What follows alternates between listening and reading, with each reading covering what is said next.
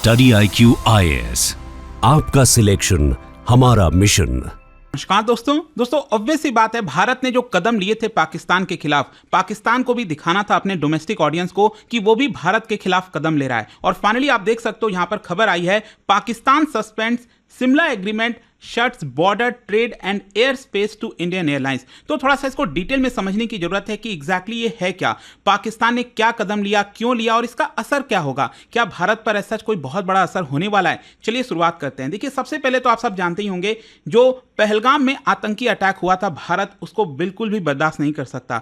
No matter what, Bharat एक तरह से रिटेलिएट करेगा। कब होगा, क्या होगा, वो तो आगे आने वाला समय बताएगा। लेकिन यहां पर आप देख सकते हो, भारत ने कई सारे कदम लिए थे। फॉर एग्जाम्पल, आपने देखा होगा कि जो इंडस वाटर ट्रीटी है, उसको एक प्रकार से भारत ने सस्पेंड करने का निर्णय लिया और इसी की वजह से पाकिस्तान काफी ज्यादा इस समय बौखलाया हुआ था। उसको समझ नहीं आ रहा कि एग्जैक्टली इसको लेकर क्या किया जाए। और इसी को देखते हुए आप देख पाओगे, पाकिस्तान की तरफ से जो हाई लेवल सिक्योरिटी कमिटी की मीट होती है वो बुलाई गई। जैसे भारत के अंदर कल जो है प्राइम मिनिस्टर मोदी के अंडर में जो कैबिनेट कमिटी ऑन सिक्योरिटी है उसकी मीटिंग हुई थी, सेम उसी प्रकार से आज जो है पाकिस्तान के अंदर नेशनल सिक्योरिटी कमिटी की मीटिंग हुई थी और इसको जो है हेड किया था प्राइम मिनिस्टर शहबाज शरीफ ने। तो इसी मीटिंग के तहत यहां पर इन्होंने कई सारे डिसीजंस लिए, लेकिन साथ ही साथ यह भी बोला कि भारत ने ये जो इंडस वाटर ट्रीटी को सस्पेंड किया है, इसको लेकर पाकिस्तान ने भारत को चेतावनी दी है कि अगर किसी भी प्रकार का डाइवर्जन किया गया तो इसको एक्ट ऑफ वॉर की तरह लिया जाएगा। कहने का मतलब यह है कि ये जो ऊपर की तीन नदियां आप देख रहे हो,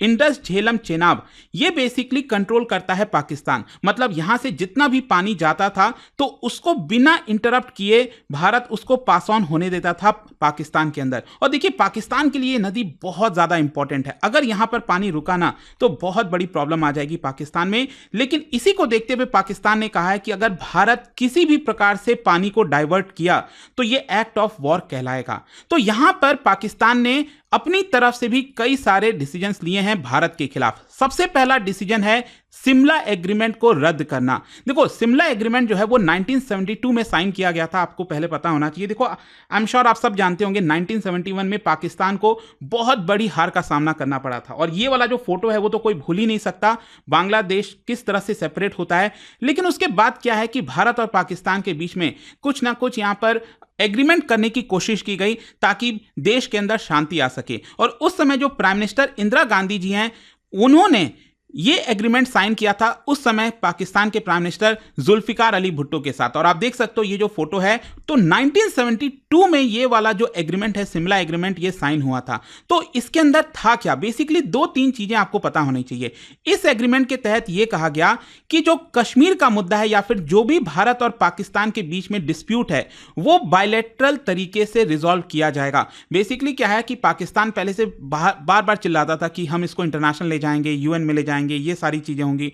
तो एक प्रकार से इस एग्रीमेंट के तहत साफ कर दिया गया, पूरे दुनिया को बता दिया गया कि भारत और पाकिस्तान के बीच में जो भी मुद्दा है इसमें कोई भी थर्ड कंट्री इन्वॉल्व नहीं होगा। यह मुद्दा सिर्फ दोनों देश के बीच में ही सॉल्व किया जाएगा। ऑल्दो पाकिस्तान ने यह बात नहीं मानी है। एक्चुअल में अगर आप देखोगे रिसेंट टाइम्स में भी बार बार कश्मीर का जो मुद्दा है वो पाकिस्तान यूएन के अंदर बोलता रहता है, चाइना को, यूएस को बार बार बोलता रहता है कि आप इंटरफेयर करिए। तो एक्चुअल में अगर आप देखोगे तो पाकिस्तान पहले भी इस शिमला एग्रीमेंट को सही तरीके से, जो कहते हैं ना लेटर एंड स्पिरिट, उसकी तरह इंप्लीमेंट नहीं कर रहा था। तो खैर जो भी है, इस एग्रीमेंट में यह कहा गया था कि बायलैटरल रिजोल्यूशन होना चाहिए दोनों देश के डिस्प्यूट के बीच में। फिर दूसरा इसमें था पीसफुल नेगोशिएशन, जो भी आपस में बातचीत होगी उसको पीसफुल तरीके से किया जाएगा और जो लाइन ऑफ कंट्रोल है भारत और पाकिस्तान के बीच में उसको रेस्पेक्ट किया जाएगा। तो एक प्रकार से पाकिस्तान ने आज जो डिसाइड किया है वो ये कहा है कि शिमला एग्रीमेंट को वो सस्पेंड करता है, इसको रद्द करता है। तो एक प्रकार से पाकिस्तान का ये रिनाउंसिएशन करना शिमला एग्रीमेंट का, इसका क्या मतलब है, इसका इंप्लीकेशन क्या है?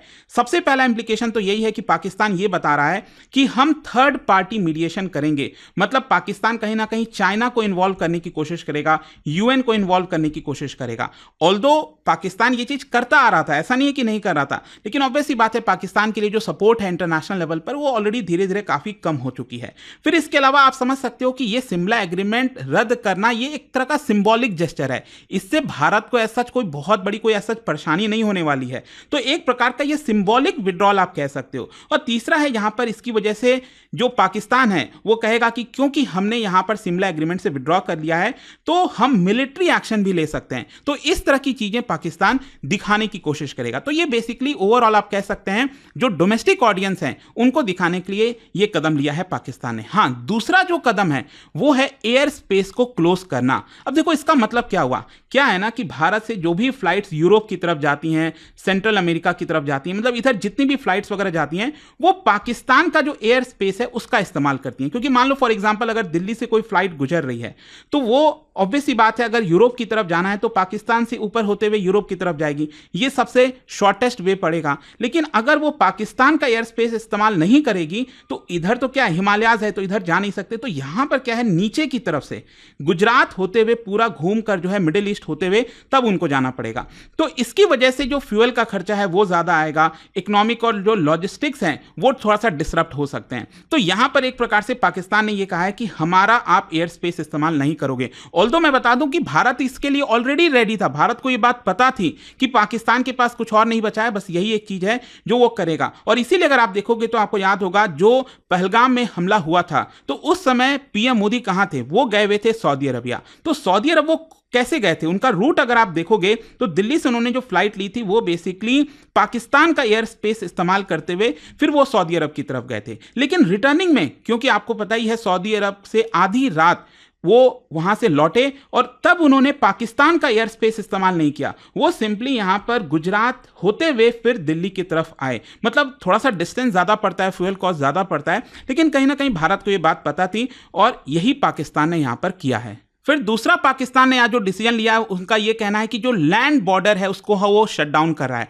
वाघा और अटारी बॉर्डर। देखो ये तो ऑलरेडी भारत ने कर दिया था, तो इसमें क्या ही है, भारत ने पहले ही कह दिया था कि ये वाला जो बॉर्डर पोस्ट है वो हम बंद कर रहे हैं और जितने भी पाकिस्तानी हैं भारत के अंदर उनको 48 आवर्स का यहां पर ऑलरेडी भारत ने चेतावनी दे दी थी कि आप छोड़कर वापस चले जाइए। फिर साथ ही साथ यहां पर देखिए पाकिस्तान ने एक और चीज कहा है कि थर्ड पार्टी ट्रेड रूट्स ये भी क्लोज किया जाएगा। एक्चुअली क्या है ना कि जो भी ट्रेड भारत और पाकिस्तान के बीच में हो रहा था वैसे डायरेक्टली तो नहीं हो पा रहा था, लेकिन क्या है इनडायरेक्ट तरीके से, जैसे मान लीजिए फॉर एग्जांपल अगर पाकिस्तान में कोई भी सामान पहुंचना है तो वो डायरेक्टली भारत से नहीं जा रहा था, वो बेसिकली यूएई जाता था फिर वहां से पाकिस्तान की तरफ जाता था, या फिर ईरान जाता था फिर उधर से होते हुए पाकिस्तान जाता था। तो एक तरह से पाकिस्तान दिखाता था कि हम देखो भारत से नहीं ले रहे हैं, लेकिन एक्चुअल में ये इसी तरह से चीजें चल रही थी। लेकिन अब यहां पर पाकिस्तान ने कहा है कि जो थर्ड पार्टी ट्रेड रूट्स है उसको भी वो बंद करने जा रहा है। फिर इसके अलावा यहां पर जो ट्रेड है जितना भी अभी तक क्या है, अगर आप पाकिस्तान भारत के बीच में देखोगे तो थोड़े बहुत ट्रेड हो रहे थे मेडिसिन में, कॉटन में, पेरिशेबल गुड्स में, और देखिए ये पाकिस्तान के लिए खुद इंपॉर्टेंट है। पाकिस्तान ने डिसाइड किया है कि ये सारे ट्रेड नहीं होगा। वैसे तो भारत ने पहले ही कल बोल दिया था, लेकिन आप समझिए ये पाकिस्तान के लिए बहुत बड़ी संकट हो जाएगी, क्योंकि देखो भारत वैसे ही ये ट्रेड करने वाला नहीं था कल जो डिसीजन हमने लिया है, लेकिन पाकिस्तान की सरकार दिखा रही है ना अपने पब्लिक को कि ये डिसीजन हमने लिया है, भारत ने नहीं लिया। ऑल्दो भारत ने कल ही ये ले लिया था, लेकिन देखो पाकिस्तानी इंपोर्टर्स के लिए बड़ी मुश्किल होने वाली है। उनके लिए जो ड्रग्स के कॉस्ट है, मेडिसिन के कॉस्ट हैं, टेक्सटाइल हो गया, ये सारी चीजें काफी महंगी हो जाएंगी। फिर इसके अलावा यहां पर पाकिस्तान ने मीटिंग में यह भी कहा कि जो डिप्लोमेटिक डाउनग्रेडिंग है वो करने जा रहा है। देखो अगेन ये भी चीज कल भारत ने कह दिया था कि यहां पर जो इंडियन हाई कमीशन के स्टाफ हैं पाकिस्तान के अंदर उनको वहां से विड्रॉ कर रहा है, वो वहां से भारत बुला रहा है। तो अगेन यहां पर भी पाकिस्तान का कहना है कि ये जितने भी बायलैटरल मीटिंग्स थे, इंटेलिजेंस शेयरिंग थी, ट्रैक टू डिप्लोमेसी थी, ये सब कुछ फ्रीज होने जा रहा है। मतलब एक प्रकार से जो भी कम्युनिकेशन चैनल्स थे भारत और पाकिस्तान के बीच में वो यहां पर रुक रहे हैं।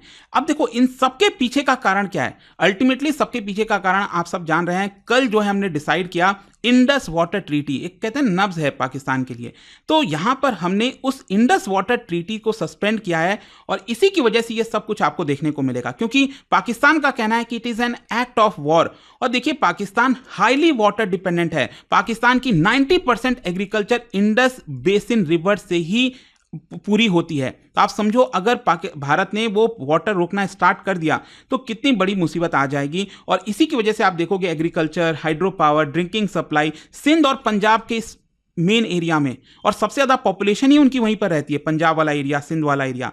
तो आप समझिए कितना बड़ा प्रॉब्लम हो सकता है। खैर, ओवरऑल अब क्वेश्चन ये है कि ये जो कदम लिया है पाकिस्तान ने और भारत ने भी जो कल कदम लिया था, इसका इंप्लीकेशन क्या होगा ग्लोबल और स्ट्रैटेजिक लेवल पर। सबसे पहले अगर हम भारत की बात करें तो देखो, भारत जो है डिप्लोमेटिक आइसोलेशन कैंपेन पाकिस्तान के खिलाफ इसको कंटिन्यू रखेगा, इसमें कोई डाउट नहीं है। फिर इसके साथ साथ यहां पर वेस्टर्न फ्रंट में अपने जो अपना सिक्योरिटी है उसको मजबूत रखना है, ताकि कल के डेट में कोई भी कदम पाकिस्तान लेता है तो हम उसके लिए रेडी रहें। फिर साथ ही साथ यहां पर जो क्वाड नेशंस हैं, गल्फ स्टेट्स हैं, उनके साथ हम अपना कॉपरेशन ज्यादा बेटर करेंगे। अब जहां तक पाकिस्तान का सवाल है तो देखो, पाकिस्तान इस समय इंटरनेशनल आइसोलेशन का बहुत बड़ा खतरा झेल रहा है। कभी भी उसको बहुत ज़्यादा मतलब इंटरनेशनल लेवल पर आइसोलेशन झेलना पड़ सकता है। फिर इसके अलावा आप पाकिस्तान के अंदर देखिए, आज जैसे ही वहाँ का स्टॉक मार्केट खुला, कराची स्टॉक एक्सचेंज, उसमें 2% से ज़्यादा की गिरावट हो गई। इकोनॉमिक क्राइसिस एक प्रकार से ग्रो हो रहा है पाकिस्तान के अंदर। फिर इसके अलावा यहाँ पर उसके जो ट्रेडिशनल अलाइज हैं, यूएई हो गया, सऊदी अरब हो गया, वो आज के डेट में भारत के साथ खड़े हैं। तो अगेन पाकिस्तान के लिए ये भी बड़ी मुसीबत होने वाली है। खैर, इसका इंप्लीकेशन रीजनल लेवल पर क्या होगा? देखो, सबसे बड़ा तो जो एक बड़ा खतरा आप देख पा रहे होगे इस समय, वो है दोनों देश न्यूक्लियर कंट्री हैं। तो यहां पर हाई अलर्ट मोड में हो गया है आसपास के सभी रीजन। मतलब एक्सीडेंटल एक्सकलेशन हो सकता है, मिसकैलकुलेटेड मिलिट्री रिटेलिएशन हो सकता है, कुछ भी इस समय आपको देखने को मिल सकता है। हो सकता है कि यहां पर जो चाइना है वो थोड़ा सा इंटरवीन करने की कोशिश करे। ग्लोबल बॉडीज जैसे United nation security council, OIC हो गया, वो यहां पर इमरजेंसी सेशन कन्वीन कर सकते हैं हालात को देखते हुए। तो यहां पर चीजें तेजी से डिटोरिएट हो रही हैं, लेकिन देखो कंक्लूजन यही निकलता है कि ये जो मूव चला है पाकिस्तान ने, इट इज अनप्रेसिडेंटेड अगेन। तो यहां पर साउथ एशिया एक नए फेज ऑफ स्ट्रैटेजिक हॉस्टिलिटी की तरफ आगे बढ़ रहा है। यहां पर जिस प्रकार से जो पीस मैकेनिज्म है, शिमला एग्रीमेंट को रद्द करना, पीपल टू पीपल कॉन्टैक्ट को खत्म करना, ये एक बड़ा ब्रेकडाउन आपको देखने को मिलेगा। और आगे दोनों देश यहां से क्या करते हैं मिलिट्री और डिप्लोमेटिक लेवल पर, वो काफी हद तक डिसाइड करेंगे कि आगे फ्यूचर में साउथ एशिया किस प्रकार से होने वाला है।